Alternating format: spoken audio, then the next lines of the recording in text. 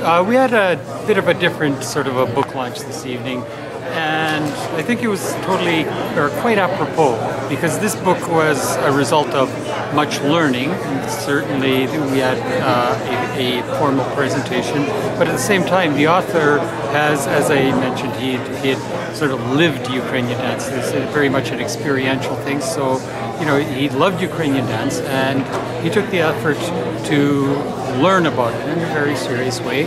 And so when it came time to launch it, we looked at both aspects. The main point that I have in the book is that Ukrainian dance is not one fantastic thing. I don't believe it is. I believe it's four fantastic things.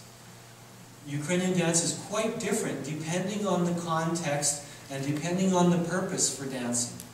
And I explore each of those four different paradigms for Ukrainian dancing. I call it a cross-cultural approach because the book is not intended only and specifically for Ukrainians, but I think that many of the characteristics that are really important in Ukrainian dance are also very important in Hungarian dance, and very important in Swedish dance, and French dance, and Israeli dance, and Russian dance, and dances of all different kinds. They have the same issues coming up, and we are a little bit shy to talk about them, to really understand what's happening. Ukrainian dance has a lot of general cliches that have been written about over and over again, but we don't step back and look at it from the big point of view. So that's what I'm trying to do here.